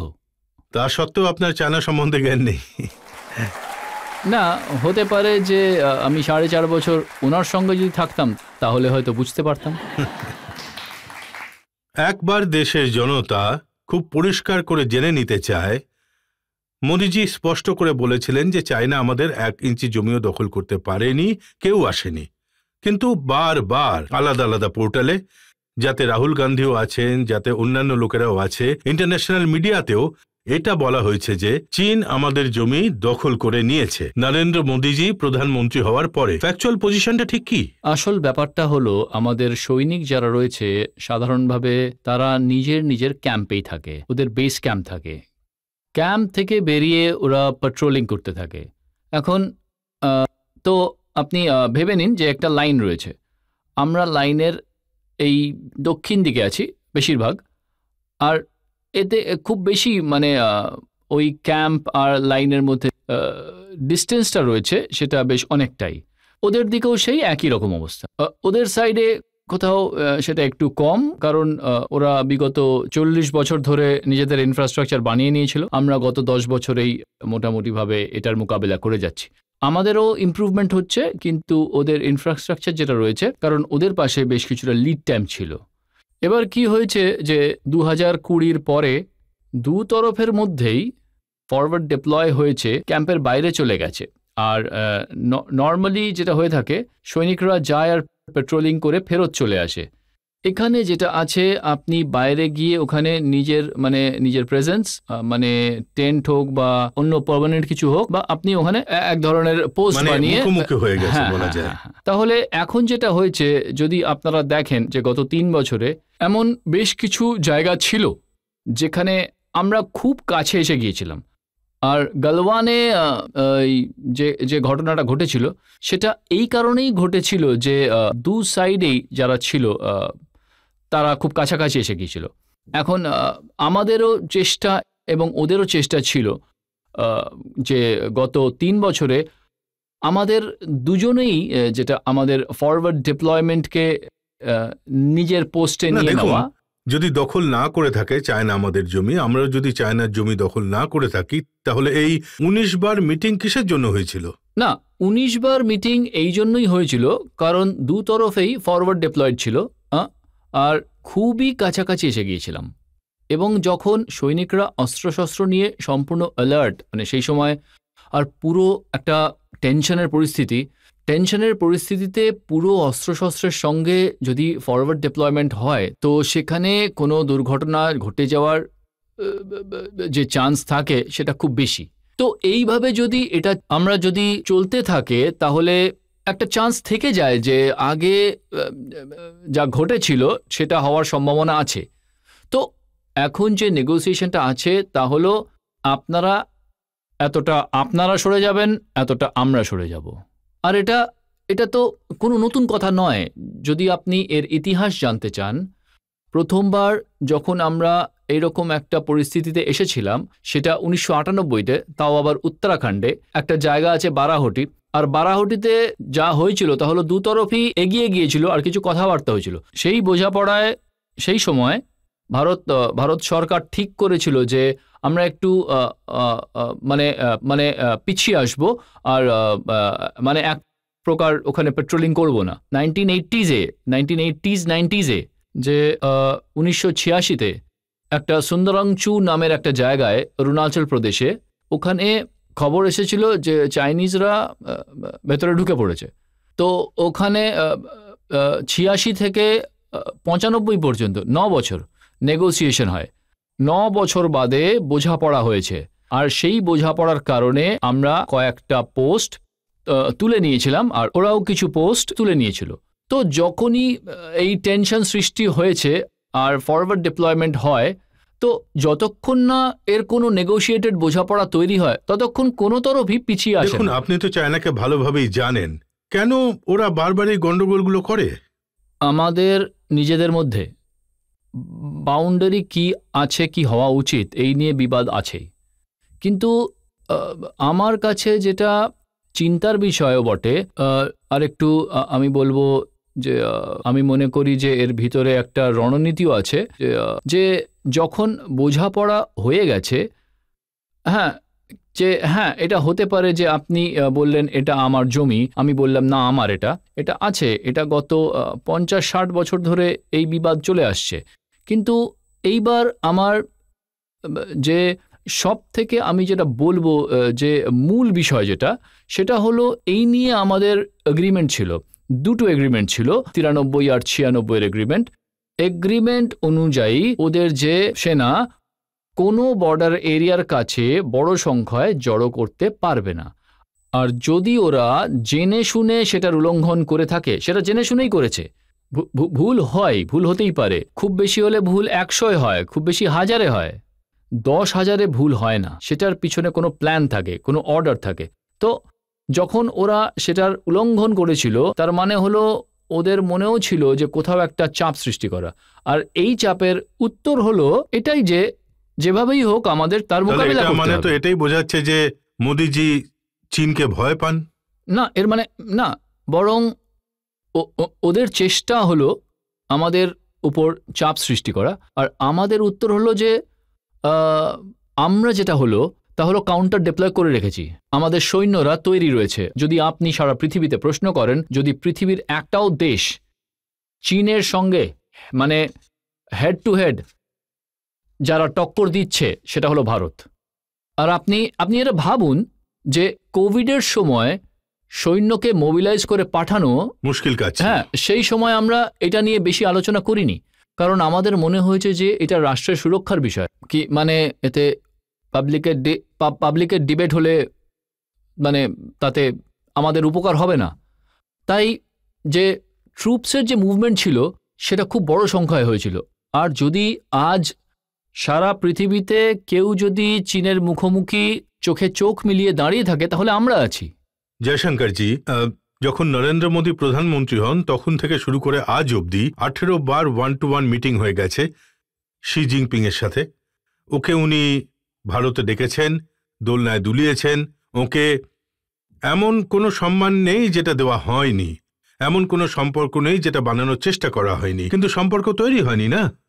কূটনীতিতে সব দেশ তারা চায় যে অন্য দেশের সঙ্গে, বিশেষ করে যে প্রতিবেশী দেশগুলো আছে তাদের সঙ্গে সম্পর্ক ভালো থাকুক, এটা তো স্বাভাবিক। কখনো কখনো এমন প্রতিবেশী থাকে যেখানে আপনাকে কূটনীতি ছাড়াও তাদের জমিতেও কিছু তৈরি করার প্রয়োজন পড়ে। যদি আপনি গত 10 বছর দেখেন যে তফাৎ কি হয়েছে, তফাৎ হলো এটাই যে 2014 পরে যদি আপনি বর্ডারে ইনফ্রাস্ট্রাকচার দেখেন যে কি উন্নতি হয়েছে, যা রাস্তা তৈরির কাজ হয়েছে, যা টানেল বানানোর কাজ হয়েছে, যে ব্রিজ বানানোর কাজ হয়েছে, এগুলো প্রায় 2 গুণ 3 গুণ 4 গুণ বেড়ে গেছে। আর যদি আমাদের এখন যে ডিপ্লয়মেন্ট হচ্ছে এটা 2014 সময় বা তার আগে হওয়া সম্ভব ছিল না, আমাদের কাছে সেই লজিস্টিক, সেই রাস্তাই ছিল না ওখানে যাওয়ার জন্য। আর তারপরে সেটা মেনটেন করা, আপনি ভাবুন যে ওখানে টেম্পারেচার যা থাকে -20, -30, সারা বছর ধরে ওখানে এত বরফ জমা হয়, ওখানে তো জল লোকেরা মানে বরফ গলিয়ে জল খায়। তো ওদের সমস্যা বুঝতে হবে, আর সেই সমস্যা থাকা সত্ত্বেও যদি আমরা অধিক সংখ্যায় সৈন্য ডিপ্লয় করে থাকি এবং ওদের ওখানে মেনটেন করতে পারি, সেটা তো প্রশংসার বিষয় একটা। আর এখন যখন এটাও বুঝুন কি দেখুন যে এখন যে মোকাবিলাটা চলছে আর এখন যখন মানে চলছেই এবং আপনি ফরওয়ার্ড ডিপ্লয়মেন্ট করে ফেলেছেন, যদি আপনার এখানে লোকেরা বলে যে আরে ভাই আপনি হেরে গেছেন, আপনি ভয় পেয়েছেন, আপনার কি মনে হয় যে এতে করে কি সৈন্যদের মনোবল বেড়ে যাবে? এখন ৬২তে যখন যুদ্ধ হয়েছিল তো দেশের লোকেরা সবাই একসঙ্গে মিলে এই ধরুন ৬২তে অথবা কার্গিল যখন হয়েছিল, আগে যখনই দেশ কোনো রকমের সংকটের মধ্যে পড়েছে তখন সেই সময় মানুষ তাদের রাজনৈতিক বিবাদ ভুলে গিয়ে সেই সব সরিয়ে রেখে সবাই একযোগে মিলেমিশে তার সম্মুখীন হয়েছে। এটা দুর্ভাগ্যের বিষয় যে এখন এই সময় সাপোর্ট দেওয়ার বদলে এর মধ্যে আলোচনা হচ্ছে, যে আলোচনা সেটাও মানে বিনা কোনো কারণে আপনি এমন এমন কথা বলছেন যে আপনারা নিজেরাও জানেন যে এটা এখনকার কথা নয়, এটা ৬২র কথা। আপনারা জানেন যে কিছুকাল আগেও ওই চাইনিজরা ওখানে গ্রাম তৈরি করছে, বর্ডার লাইনের পাশে গ্রাম এখন, আর সেটা নিয়ে খুব চেঁচামেচি হয়েছিল। এই যে অরুণাচলে একটা গ্রাম মানে যাকে মডেল ভিলেজ বলা হয় আর কি, আর এখন এই জায়গাতেই 1959-এ চায়না দখল করে নিয়েছিল, আর সেটা নিয়ে পার্লামেন্টে অনেক আলোচনা হয়েছে। সেটার পরে 1959-এ এই অরুণাচল প্রদেশের একটা ম্যাপ উনি রিলিজ করে দিয়েছিলেন, যেটা ভারতের জন্য ঠিক ছিল না। না, ওদের তো পুরো অরুণাচল প্রদেশের জন্যই নীতিটা ভুল। ম্যাপের কথা তো বাদই দিন, ম্যাপ তো আমাদের একেবারেই মত নেই, কারণ জমি আমাদের, আর ওরা একটা নামটাম কিছু দিয়ে দিয়েছে, ওরা নামকরণ করলেও জমিটা আমাদেরই থাকে, তো সেটা অন্য কথা। আসল কথা হলো আজ এই যে একটা গুজব ছড়ানো হচ্ছে যে আগে যা যা ঘটনা ঘটেছে, যেটা ৬২-র আগে ঘটে গেছে, ৬২ সালে ঘটেছে, সেই তার যে দোষারোপ সেটা আজও আমাদের উপর চাপানোর চেষ্টা করা। এখন দেখুন, যখন ব্রাসেলসে ছিলেন রাহুল গান্ধী, যখন এখানে G20 চলছিল, তখন উনি বলেছিলেন ইউরোপে যে চায়নার কাছে একটা ভিশন আছে আর মোদিজির কাছে কোনো ভিশনই নেই। একটা ব্যাপার, সময়টা দেখুন, যখন ভারতে সব থেকে বড়, আমাদের ইতিহাসে সব থেকে বড় সম্মেলন হচ্ছে, যখন সবাই মিলেমিশে এর সঙ্গে সহায়তা করা উচিত, সেই সময়ে যদি আপনি বাইরে গিয়ে সমালোচনা করেন, সেটা ছাড়ুন। কখনো কখনো আপনি ভুল করে নিজের পজিশনটা প্রকট করে তোলেন। যেমন আপনি জানেন নিশ্চয়ই বেল্ট অ্যান্ড রোড, আপনি জানেন তো এটা চায়নার একটা খুব বড় কানেক্টিভিটি প্রজেক্ট, যেটা পৃথিবী জুড়ে ওরা আলাদা আলাদা ইনফ্রাস্ট্রাকচার বানাচ্ছে। এখনও বেল্ট অ্যান্ড রোডের প্রশংসা করছে, আর এখন ওই বেল্ট অ্যান্ড রোডই পাকিস্তান অকুপাইড কাশ্মীরের মধ্যে দিয়ে যাচ্ছে। আর যখন আপনি বেল্ট অ্যান্ড রোডের সম্বন্ধে কথা বলছেন, আপনার মুখ দিয়ে ওই দুটো শব্দ বেরোচ্ছে না যে ভাই এ তো আমাদের সভারেন্টি, টেরিটোরিয়াল ইন্টিগ্রিটির উল্লঙ্ঘন হচ্ছে। তো দেখা তো যাচ্ছেই, ভিতরে চিন্তাভাবনা তো বেরিয়ে পড়ছে। প্রথমবার চায়না সম্পর্কে আপনি এত সুন্দর করে বোঝালেন যে মনে হয় অন্যরাও বুঝতে পারবে ব্যাপারটা। চায়না নিয়ে যদি দু একটা প্রশ্ন কেউ করতে চান তো করতে পারেন। আপনাকে আমার এটাই প্রশ্ন যে মিস্টার রাহুল গান্ধীকে কি চায়না ব্রিফ করে? উনি যখন এখানে বসবেন ওনাকে জিজ্ঞেস করে নেবেন। কিন্তু এটা তো ঠিক যে একবার, যেটা আপনারা হয়তো জানেন যে এটা 2017-র ঘটনা যতদূর আমার মনে পড়ছে, যে সেই সময় ডোকলামে ভুটানে খুব উত্তেজনা চলছিল, যখন চায়নার আমরা মুখোমুখি হয়ে পড়েছিলাম। তো সেই সময় ওদের একটা মিটিং হয়েছিল চাইনিজ অ্যাম্বাসেডারদের সঙ্গে, আর আমরা অবাক হয়েছিলাম যে যেখানে ভারতের সৈন্যরা চায়নার মানে একেবারে মুখোমুখি দাঁড়িয়ে, যদি আপনার ব্রিফিং চাই তাহলে, সেই সময় আমি রাজনীতিতে ছিলাম না, আমি বিদেশ সচিব ছিলাম, তো যদি আপনার কোনো ব্রিফিং চাই তো আমাকে ডেকে নিতেন, আমি আপনাকে বলে দিতাম যে ঠিক কী ঘটছে। আপনার চাইনিজ অ্যাম্বাসেডারদের সঙ্গে ব্রিফিং নেওয়ার কী প্রয়োজন ছিল? তো এখন সব মানুষের নিজের নিজের আলাদা হিসেব থাকে, সবাই কোনো না কোনো দিকে ঝুঁকতে ভালোবাসে। না তো আপনার কি মনে হয় কে ওকে এসব ফিট করায় এসব কথা? আমি জানি না, আর আমি জানি না যে বিষয়ে আমি জানি না, নর্মালি আমি সেই বিষয়ে কথা জেনে নেওয়া উচিত। আরো একবার ব্রেক নিয়ে নেব, আর ব্রেকের পর আপকে আদালতে এস জয়শঙ্করের বিরুদ্ধে দোষারোপ আর জবাবদিহি চলতে থাকবে। আগে তো আমরা বলতাম যে পাকিস্তান এসব করাচ্ছে, ISI এসব করাচ্ছে, এখন তো ওদের নিজেদেরই খাবার জোটাতে হিমশিম, তা ওরা কি করে করাবে? না, ওনার অবস্থাটা যে খারাপ সেটা আমি মানছি। Welcome back. আপকে আদালতে আজ আমাদের অতিথি হলেন ভারতের বিদেশ মন্ত্রী ডক্টর এস জয়শঙ্কর। আপকে আদালতে পরবর্তী অভিযোগ। আপকি আদালতে ভারতের বিদেশ মন্ত্রী ডক্টর এস জয়শঙ্করের বিরুদ্ধে অভিযোগ হলো যে উনি ভারতের যারা বদনাম করে তাদের মুখ বন্ধ করতে পারেননি। ডক্টর জয়শঙ্কর সারা পৃথিবীর সংবাদপত্রে, নিউ ইয়র্ক টাইমসের মতো কাগজে, ওয়াশিংটন পোস্টে এটা ছাপা হয়েছে যে ভারতে মাইনরিটিদের ওপর, মুসলমানদের ওপর অত্যাচার করা হচ্ছে। আমাদের নিজেদের ফেভারিট রাহুল গান্ধীও যখন বাইরে যান তখন উনি বলেন যে এখানে তো বাঁচা মুশকিল হয়ে গেছে মুসলমানদের, কিন্তু কোনো জবাব দেওয়া হয় না। আপনি আগে এটা ভাবুন যে দেশের ভিতরে যে মিসইনফরমেশন দেন সেই বিষয়ে। কারণ কি হয় যে যে যে যে এখানকার মিসইনফরমেশন আর বাইরের মিসইনফরমেশন এই দুটো কানেক্ট হয়ে যায়। কখনো কখনো আবার কানেকশন একটু লুজ হয়ে যায়, তখন লোক আবার বাইরে গিয়ে সেটাকে আবার পার্সোনালি কানেক্ট করে। জর্জ সোরসের মতো মানুষ বলেছেন যে ভারতে যে মুসলমানরা আছেন তাদের নাগরিকত্ব ছিনিয়ে নেওয়া হবে, সিটিজেনশিপ ছিনিয়ে নেওয়া হবে, এরকম প্রচার হচ্ছে। রজতবাবু উনি কনফারেন্সে ইউরোপে বলেছিলেন মিলিয়ন্স। এখন এই সংখ্যাটা দেখুন, মিলিয়ন্স মানে 10 lakh. Millions of Muslim will lose there citizenship. তো এটা ওনার কথা ছিল, রেকর্ডে আছে এটা। আমি শুধু এদের কথা বলছি না, আরো লোক রয়েছে, অনেক লোক। বারাক ওবামাও প্রশ্ন করেছিলেন যখন আপনি ইউএসএতে ছিলেন। উনি জনসমক্ষে কিছু টিপ্পনি দিয়েছিলেন। এই যে লেফট লিবারেল পৃথিবী, তারা মোদী সরকারের সফলতা বরদাস্ত করতে পারছে না। ওদের মনে হয় যে ওদের যে হাতে গোনা কয়েকটা বন্ধু রয়েছে, যখন তাদের পলিটিক্যাল সাকসেস জুটছে না তখন ওদের সাপোর্টে কিছু বলা উচিত। না না, ওরা তো বলে যে উনি হিন্দু রাষ্ট্র বানাতে চাইছেন, নরেন্দ্র মোদী হিন্দু ন্যাশনালিস্ট। নরেন্দ্র মোদী তো ন্যাশনালিস্ট বটেই, সে তো খুব পরিষ্কার দেখা যাচ্ছে। কিন্তু আমি ওদেরকে বলি যে আপনারা যখন শপথ নেন তখন কিসের উপর হাত রেখে নেন? বাইবেলে হাত রেখে নেন তো? নেন নাকি? আমাদের উপর এই দোষারোপ করাটা খুবই সহজ। দেখুন, ব্রিটেনের প্রাইম মিনিস্টার ঋষি সুনাক তো বলেন যে আমার গর্ব হয় যে আমি একজন হিন্দু। উনি পুজো পাঠও করেন, রাখি বন্ধনও পালন করেন, দেওয়ালি পালন করেন, এখানে এসেছিলেন তো মন্দিরেও গিয়েছিলেন। ওনার ব্যাপারে তো কেউ কিছু বলে না। এটা হলো এক ধরনের পলিটিক্যাল অ্যাটাক। এটা হলো একটা পলিটিক্যাল অ্যাটাক। আর আপনি যে কোনো ওয়েস্টার্ন নিউজ পেপার যদি দেখেন, লেখা থাকে তারা বলবে হিন্দু ন্যাশনালিস্ট মোদি গভর্নমেন্ট। ওকে, তো আপনারা নিজের সম্বন্ধে কেন বলছেন? আপনিও বলুন না যে ক্রিশ্চিয়ান ডেমোক্র্যাট বা যা হোক কিছু, অথবা ক্রিশ্চিয়ান যা হোক পার্টি।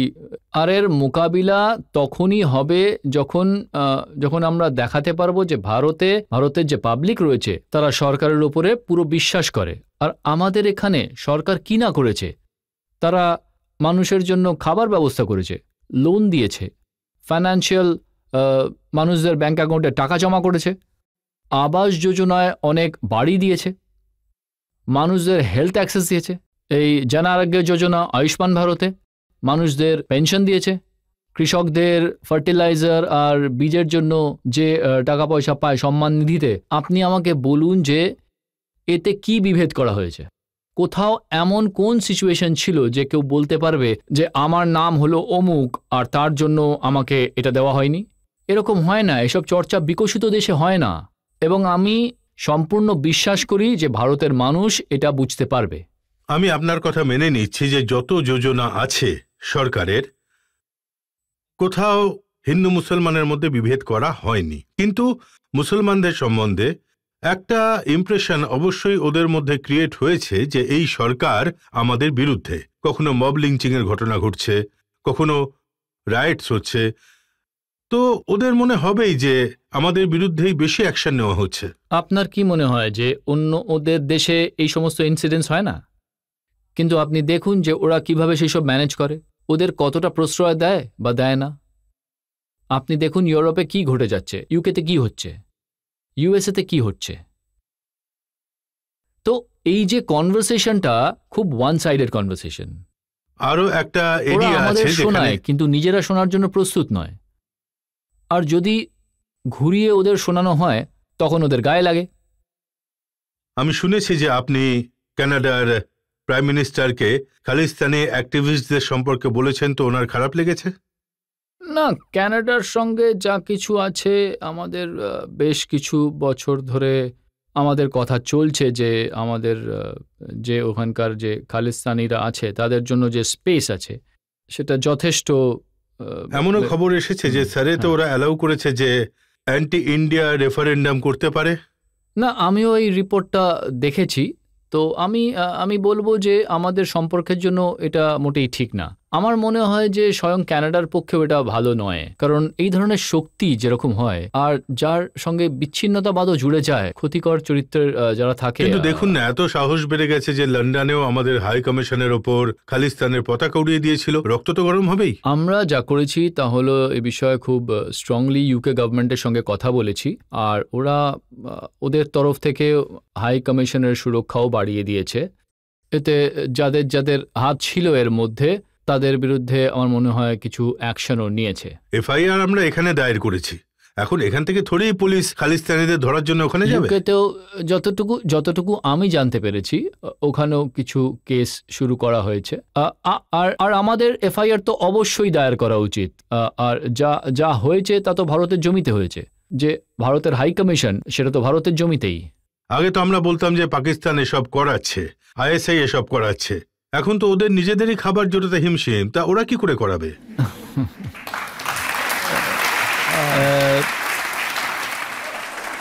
না, ওনার অবস্থা যে খুবই খারাপ সেটা আমি মানি, আর নিশ্চয়ই সেটার একটা কারণ আছে, আর অবশ্যই সেটা ওনার ভাবা উচিত যে ওরা এই পরিস্থিতিতে কিভাবে পৌঁছলো, কারণ ওরা ডেভেলপমেন্টকে সম্পূর্ণভাবে উপেক্ষা করেছে। ওদের যে পুরো ফোকাস ছিল তা ছিল ওদের ফৌজের ওপরে, সন্ত্রাসবাদের উপর। ডিপ্লোম্যাটিক্যালি যথেষ্ট টাইট করে দিয়েছেন আপনি। আমি শুনেছি যে প্রেসিডেন্ট বাইডেনকে রিকোয়েস্ট করেছে, প্রিন্স সালমানকে অনেক রিকোয়েস্ট করেছে যে 1 ঘন্টার জন্য এখান থেকে ঘুরে যেতে, যাতে ওদের সম্মান বাড়ে। না, এই বিষয়ে আমার কিছু জানা নেই, আমাকে অনুরোধ করেন। কারণ আগে তো এমন হতো যে যদি ইউএসএ প্রেসিডেন্ট ইন্ডিয়া আসতেন তো যাতায়াতের পথে পাকিস্তানে থামবেন, অথবা সৌদি প্রিন্স এলে ওখানেও থামবেন, কিন্তু এখন এসব বন্ধ হয়ে গেছে। দেখুন, এটা এক ধরনের পরম্পরা ছিল, আর এটা ছিল কারণ মানুষেরা ইন্ডিয়া পাকিস্তানকে, আমি 1956-এর আশেপাশের কথা বলছি, 70s-এও ছিল, মানুষেরা আসলে মানে আমাদের একই স্তরের মনে করত। হ্যাঁ, তাই যখন, আর এটা আপনি হয়তো দেখে থাকবেন যে বছর বছর যারা এখানে আসতো, মানে এক জায়গা থেকে আর একটা জায়গা ওদের যেতেই হতো। কিন্তু গত আমি বলবো যে 9-10 বছরে এই যে প্রক্রিয়াটা সেটা বন্ধ হয়ে গেছে। আর আজকাল মানুষের ইন্টারেস্ট, কারণ পৃথিবী দেখুন, সারা পৃথিবীর কিসে ইন্টারেস্ট? পৃথিবীর ইন্টারেস্ট হলো টেকনোলজিতে, ট্যালেন্টে ইন্টারেস্ট, ইকোনমিতে আছে, সুরক্ষায় আছে। ওরা মনে করে যে আরে এই দেশটা যে আছে, যদি পৃথিবীতে এত কিছু সমস্যা থাকে তো এরা কমপক্ষে তো কিছু করবে আমাদের সবার সঙ্গে মিলেমিশে। এখন এই প্রত্যাশা আমাদের উপর রাখতে পারে, ওদের উপরে কি প্রত্যাশা রাখবে? তো এখন যদি প্রত্যাশাই না থাকে তাহলে কে যাবে ওখানে? দেখুন, একটা সময় পর্যন্ত আমরা দেখতাম যে টার্কিও ওদের সঙ্গে আছে, কিন্তু এখন আমি দেখছি যে টার্কিও বলছে ইউনাইটেড নেশন সিকিউরিটি কাউন্সিলে ভারতেরও মেম্বার হওয়া উচিত। যদি আমরা ইকোনমিক্যালি নাম্বার 5 হয়ে থাকি এবং আরও এগিয়ে যাওয়ার সম্ভাবনা আছে, পপুলেশনে নাম্বার 1, যদি আপনি লোকের কাছে প্রশ্ন করেন যে টেকনোলজির সঙ্গে 3টে দেশকে জুড়ে দিন পৃথিবীর, তো ওরা ভারতের নাম নেবে। তো আমাদের যে ছবি সেটা বদলে গিয়েছে, লোক বুঝতে পারে, দেশ বুঝতে পারে, বিশেষ করে যে দায়িত্বশীল দেশগুলো রয়েছে এখন, তুর্কি যে G20 সদস্য, তো ওরা এটা মনে করে যে ভারতের এতে যোগ দেওয়া উচিত, কারণ ওরা অনুভব করেছে, দেখেছে ওদের ওখানে ভূমিকম্প হলে আমরা হলাম সেই দেশ, যে সব প্রথম দেশ, যে মানে সব দেশের মধ্যে যে ওখানে গিয়ে আর আমাদের ডিজাস্টার রেস্কিউ টিম ওখানে একটা ফিল্ড হসপিটাল ওখানে স্থাপন করেছিল। তারা ওখান থেকে লোককে বাঁচিয়েও ছিল, যে ডগ স্কোয়াড ছিল ওখানে, তারা কিছু মানুষকে বাঁচিয়েছিল ওখানে। তো এই ধরনের ঘটনা থেকে যা হয় তা হলো পৃথিবীর দৃষ্টি ভারতের প্রতি বদলে যায়। তো আপনার এখানে কিছু তো একটা ফিলিংস নিশ্চয়ই হয়, তাই না? তো পাকিস্তানের কিছু ফিউচার আছে?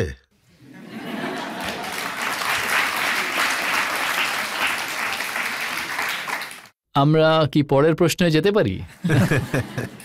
পরের প্রশ্ন জনতা থেকে নেওয়া যাক। আমরা অনেক ছবি আর ভিডিও দেখেছি পিওকে থেকে। ওখানকার লোকজন মোদী সরকারের থেকে এই ডিমান্ড করে যে তাদেরকে যেন ইন্ডিয়াতে নিয়ে নেওয়া হয়। মোদী সরকার কি তাদের সাহায্য করবে?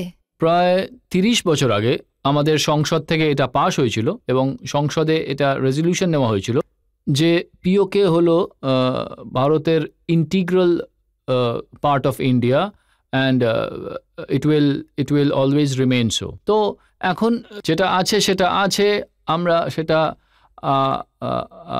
আমরা উত্তরাধিকার সূত্রে এই সমস্যাটা পেয়েছি। তো ভবিষ্যতে যা হবে সেটা আমরা তখন দেখব, কারণ আপনারা জানেন যে এখনো যে আমাদের মধ্যে কথাবার্তা হচ্ছে, আর পৃথিবী বদলে যাচ্ছে, ভারতও বদলে যাচ্ছে, পাকিস্তানেও পরিবর্তন হচ্ছে। ভবিষ্যৎ কোন দিকে যাবে সেটা এখনই বলা খুবই মুশকিলের একটা ব্যাপার। সেই জন্যই প্রশ্ন করছি, পাকিস্তানের ম্যাপও কি কিছুটা বদলাবে? না, পিওকে যেটা পাকিস্তানের মানচিত্রে নয়, ভারতের মানচিত্রে রয়েছে। আবার একটা ব্রেক, আর ব্রেকের পর আপকি আদালতে ডক্টর এস জয়শঙ্করের ওপর অভিযোগ আর জবাবদিহির আরো এক পর্ব। ততক্ষণ আমার মনে 1 সেকেন্ডের জন্য ভাবিনি যে আমি কখনো পলিটিক্সে যাব। আমার পরিবার থেকে কেউ কখনো পলিটিক্সে যায়নি। এটা তো হতেও পারে না। আপনার 3 সন্তান দেশের বাইরে, আপনার ওয়াইফও জাপানি। কিন্তু উনি ইন্ডিয়ান ন্যাশনাল। ওয়েলকাম ব্যাক আপকে আদালতে। আজ আমরা মোকদ্দমা চালাচ্ছি, প্রশ্ন করছি ভারতের বিদেশ মন্ত্রী ডক্টর এস জয়শঙ্করকে। আপকে আদালতে পরবর্তী অভিযোগ। আপকি আদালতে ভারতের বিদেশ মন্ত্রী ডক্টর এস জয়শঙ্করের ওপর অভিযোগ হলো যে উনি রাজনীতিতে হলেন মিসফিট। ডক্টর জয়শঙ্কর, আমি আপনার পুরো ব্যাকগ্রাউন্ড দেখেছি। সারা জীবন ডিপ্লোম্যাট ছিলেন। যে পরিবার থেকে আপনি এসেছেন, আপনার পিতা উনিও একজন ইন্টারন্যাশনাল ফেমের লোক ছিলেন। আপনার পরিবারের প্রত্যেকেই আন্তঃরাষ্ট্রীয়। তো আপনি রাজনীতিতে কি করে এলেন? 41 বছর বাদে আমি ফরেন সার্ভিস থেকে রিটায়ারমেন্ট নিয়েছি। তারপরে আমি কর্পোরেট সেক্টরে গিয়েছিলাম, আর সেই সময় আমি টাটা গ্রুপের সঙ্গে কাজ করছিলাম। উঁচু পজিশন ছিল, ভালো চাকরি ছিল, আরামের চাকরি ছিল। আর তারপর হঠাৎ একদিন নির্বাচনের পরে 19-এর নির্বাচনের পরে আমাকে বলা হয়েছিল যে প্রধানমন্ত্রীর সঙ্গে এসে দেখা করুন। আর ওনার বক্তব্য ছিল যে আপনি ক্যাবিনেট জয়েন করুন। ততক্ষণ পর্যন্ত 1 সেকেন্ডের জন্য আমার মনের মধ্যে আসেনি যে আমি পলিটিক্সে আসব। আমার পরিবারে কেউ পলিটিক্সে আসেনি। এটা তো হতেও পারে না। আপনার 3 সন্তান দেশের বাইরে, আপনার ওয়াইফও জাপানি। কিন্তু উনি হলেন ইন্ডিয়ান ন্যাশনাল। যারা নন পলিটিক্যাল মানুষ থাকেন তাদের মনের মধ্যেও এটা কখনো কখনো আসে যে আরে দেশের উন্নয়ন তো হওয়া উচিত, আর সেখানে যদি আমি কিছু কন্ট্রিবিউট করতে পারি তাহলে তো খুবই ভালোই হয়। তো যে পদ্ধতিতে, যে ভঙ্গিতে পিএম বলেছিলেন, তখন আমার মনে হয়েছিল যে আমার ওনার হাত শক্তিশালী করার জন্য যে কর্পোরেট চাকরিটা ছেড়ে আমার রাজনীতিতে আসা উচিত। কিন্তু যখন আমি মন্ত্রী হই সেই সময় আমি কোনো পলিটিক্যাল পার্টির সদস্য ছিলাম না। তো সেটা নিয়ে আমি সেই বিষয়েও ভেবেছি, 1 মাস ধরে ভেবেছি, আর তারপরে আমি এই সিদ্ধান্ত নিয়েছি। মোদিজি কাউকে নিজের সরকারে ক্যাবিনেট মিনিস্টার বানাবেন, তো সিদ্ধান্ত তো হ্যাঁই হবে না? না, আসলে এতে এত ভাবার কি ছিল? না, ব্যাপারটা হলো যারা পলিটিক্যাল মানুষ তাদের জন্য হ্যাঁ হবে। আমার মতো মানুষ যারা মানসিকভাবেই পলিটিক্সে নেই। আপনি যেখানে পৌঁছেছেন, পলিটিক্যাল মানুষদের ওখানে পৌঁছতে 50-50 বছর লেগে যায়। দেখুন, মাদুর বিছাতে, মাইক লাগাতে। না দেখুন, হাঁ করে বসে থাকে মানুষ। এরকম ব্যাপার নয়। আমার জন্য সারপ্রাইজ ছিল যে আপনি হঠাৎ যদি কোনো মানুষকে প্রশ্ন করেন, সেটা তার কাছে সারপ্রাইজ। তো একটু তো সময় লাগেই। তো এটা আমার একটা অনুভব ছিল, যেটা আপনি বলছিলেন যে আমার যে পরিবার যে ধরনের ইন্টারন্যাশনাল, সেটা ঠিক। তো আর কিন্তু আমি দুটো কথা বলবো যে দেখুন আজ যেটা হলো প্রায় 3 কোটি আমাদের নাগরিক এবং ভারতীয় মূলের লোক দেশের বাইরে থাকে, তাদেরও দেশের প্রগতিতে বেশ বড় অংশগ্রহণ থেকে থাকে।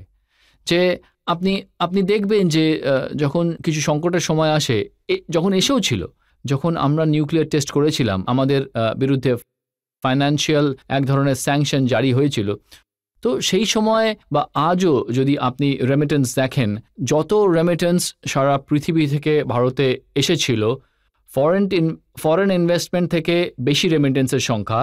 তো এই যে যারা ভারতের বাইরে যারা কাজ করে, আমি বলতে পারি দায়িত্ব নিয়ে, দেখুন আমি 40 বছরে প্রায় 30 বছর দেশের বাইরে ছিলাম। যখন দেশের বাইরে কোনো মানুষ থাকে তখন দেশের বিষয়ে সে বেশি চিন্তা করে। আর আর আমার ক্ষেত্রে তো আমি বিদেশে ছিলাম, 4টে জায়গায় আমি রাষ্ট্রদূত ছিলাম। আর যখন দেশের মানে সেবার জন্য দেশের প্রতিনিধি হন, তো সেই সময় দেশের সম্পর্কে বেশি গর্ব হয়ে থাকে। তো আমি বলবো যে আমরা যারা দেশকে রিপ্রেজেন্ট করে থাকি, আমরা সেই মানুষ যারা হলো সুপার ন্যাশনালিস্টিক। কারণ আমাদের জন্য ন্যাশনালিজম যেটা, সেটা কোনো ভাষণের বিষয় নয়, সেটা হলো প্রতিদিনের বিষয়। যে দেশের যে গর্ব আর যে দায়িত্ব থাকে, সেটা আমরা প্রতি মুহূর্তে নিজেদের সঙ্গে বহন করি। সেই জন্যে যখনই মোদিজি বিদেশ যান, তখনই উনি ইন্ডিয়ান ডায়াসপোরার লোকেদের অ্যাড্রেস করেন। প্রথমবার যখন উনি যান আমেরিকা, তো সেই সময় ওদের ওখানে খুব বড় একটা মিটিং হয়েছিল ওই ম্যাডিসন স্কোয়ার গার্ডেনে। তো আর সেটা এক রকমের মডেল মিটিং বানানো হয়েছিল। আর তারপর যেখানেই যান এখনও সেই ধরনের কিছু মিটিং করার চেষ্টা করেন। ওনার সেই সময় মনে হয়েছিল যে এক তো এটার মধ্যে আমাদের যে সম্প্রদায় আছে তাদের মনে হওয়া উচিত যে ভারত আসলে, যে উনি বলেছিলেন যে আমাদের সম্পর্ক যেটা রয়েছে সেটা পাসপোর্টের নয়, রক্তের সম্পর্ক। এটা হলো রক্তের সম্পর্ক। আর উনি এক ধরনের একটা ইমোশনাল বন্ড তৈরি করেছিলেন। তো এই যে 3 কোটি ভারতবাসী রয়েছে, ভারতভূমির যে সমস্ত মানুষজন, তাদের মনে হওয়া উচিত যে এই দেশ তো আমাদেরকে ভুলে যায়নি। আজও আমাদের দেশে আমাদের মূল্য আছে, আজও আমাদের আদর সম্মান রয়েছে। তো এটা আমি বলবো যে এটা খুবই ভালো একটা ব্যাপার। আর আমাদের জন্য যদি আপনি রাষ্ট্রের মঙ্গলের পরিপ্রেক্ষিতে দেখেন, তাহলে আমাদের জন্য এটা খুবই ভালো। কিন্তু আমি দেখছি যে ধীরে ধীরে আপনি রাজনীতির গুণ শিখে নিচ্ছেন। আপনি দেখতেই পাচ্ছেন যে আজকাল বজরং বলির জামানা, তো আপনিও নিজের কথায় বার্তায় বজরং বলিকে ডিপ্লোম্যাট করা শুরু করে দিয়েছেন। না, সেটা তো রাজনীতি নয়, ওটা তো আমার শুরু থেকেই বিশ্বাস ছিল যে আমাদের ইতিহাস, আমাদের পরম্পরাকে বুঝে নিতে আর পৃথিবীর সামনে তাকে উপস্থাপন করতে আমার সবসময় ইন্টারেস্ট ছিল। যেমন আমি কূটনীতির বিষয়ে আমি একটা বইও লিখেছি। শ্রীকৃষ্ণ যিনি আছেন, ওনার যে কূটনীতির সঙ্গে সম্পর্ক কি ছিল, ওনার ভূমিকা কি ছিল মহাভারতে, ওনার মাহাত্ম্য কি ছিল, এটা এখন পৃথিবীর সামনে তুলে ধরলে এখন অনেক মানুষ আছে যারা এটা জানে না। তো ভগবান কৃষ্ণ ডিপ্লোম্যাট ছিলেন, আর হনুমানজি? উনিও ডিপ্লোম্যাট ছিলেন। উনি শ্রীলঙ্কা গিয়েছিলেন, আর ওনাকে একটা মিশন দেওয়া হয়েছিল। মিশনের থেকে বেশি উনি করেছিলেন, যে উনি মা সীতার খোঁজ পেয়েছিলেন, ওনার সঙ্গে কমিউনিকেটও করেছিলেন, রাবণের শহরকে জ্বালিয়েও এসেছিলেন। এখন এই ডিপ্লোমেসির লেজে আগুন ধরিয়ে লঙ্কা জ্বালিয়ে দিয়েছেন।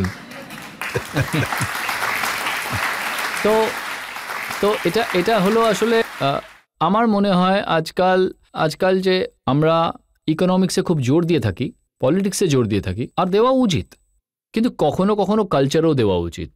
যে আমরা যদি আমরা নিজেদের সংস্কৃতি, নিজেদের ঐতিহ্য, নিজেদের পরম্পরা, আমরা যদি এইসবেরই প্রশংসা না করি, তাহলে সারা পৃথিবী কেন করবে? মোদিজি কখনো ছুটি নেন না, তাহলে ওনার এই এনার্জির রহস্যটা কি? দেখুন, ব্যাপারটা হলো মোদিজির এনার্জি সিক্রেট তো আমার জানা নেই। আমি আমার এনার্জি সিক্রেট জানি, আর সেটা যদি আমি ওনার সঙ্গে থাকি তো আমার এনার্জি বেড়ে যায়।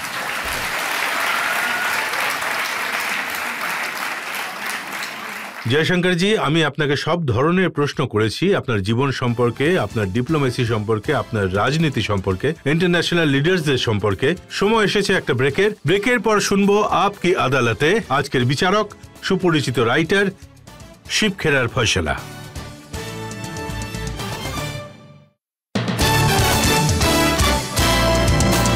ওয়েলকাম ব্যাক আপকে আদালতে। আজ আমরা মোকদ্দমা চালালাম ভারতের বিদেশ মন্ত্রী ডক্টর এস জয়শঙ্করের বিরুদ্ধে।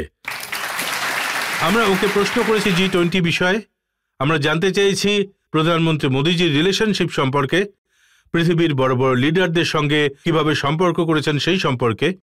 আমরা প্রশ্ন করেছি ওর ডিপ্লোম্যাট থেকে রাজনেতা হয়ে কেমন লাগছে। এখন সময় হয়েছে আপকে আদালতে আজকের জাজ, জনপ্রিয় রাইটার এবং সুপরিচিত বক্তা শিব খেরার ফয়সালা শোনার।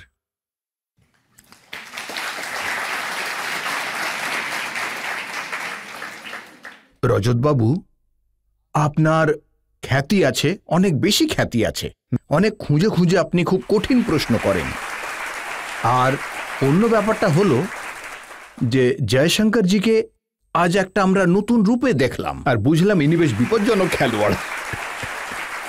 এবং আজ ট্রায়াল হলো একজন জাজের। কিন্তু আমি তো এটাই বলবো যে ডক্টর জয়শঙ্করের আমি হলাম বড় ফ্যান। ওনাকে আমি অনেক জায়গায় ইন্টারভিউয়ে দেখেছি এবং সবথেকে বড় কথা হলো যে উনি কখনোই কোনো ফরেন মিনিস্টার অথবা ডিপ্লোম্যাটের সঙ্গে যখন কথা বলেন, ওর যদি কোনো পলিসি ঠিক না লেগে থাকে তাহলে উনি খুব সোজা উত্তর দিয়েছেন। ডাবল রোল খেলেননি, সিঙ্গেল রোল খেলেছেন সবসময়। আর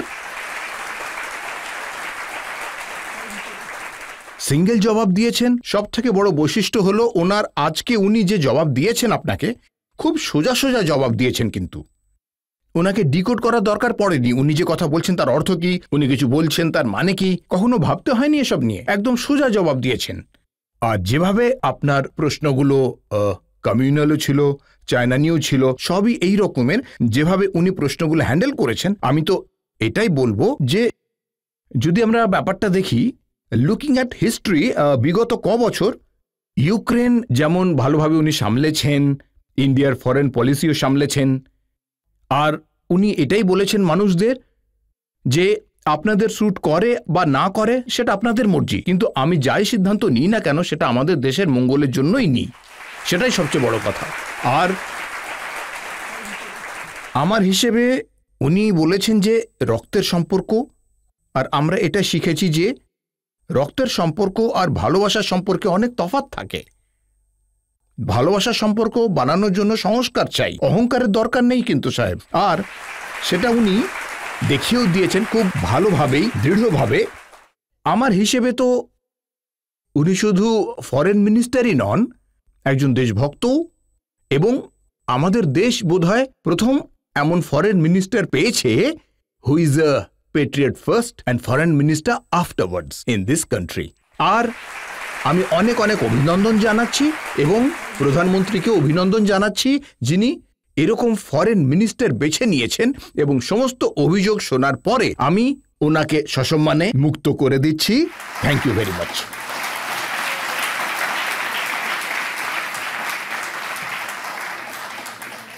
যা শিব খেরাজি বলেছেন তাতে আমি আরো একটা কথা যোগ করতে চাই যে যা আশা করা হয়েছিল তার থেকে ভালো হিন্দি ডক্টর জয়শঙ্কর বলেছেন। আর খুব কম ইংরেজি শব্দ ব্যবহার করেছেন। আমাদের প্রার্থনা এই যে এইভাবেই উনি জনতার সেবা করে যান, রাজনীতিতে আপনার ডিপ্লোমেসির গুণ ব্যবহার করে যান আর নিজের লক্ষ্যে পৌঁছে যান। আপকে আদালতে আপনাদের সঙ্গে আবার সাক্ষাৎ হবে আগামী সপ্তাহে এক নতুন ব্যক্তিত্বের সঙ্গে। ততদিনের জন্য নমস্কার।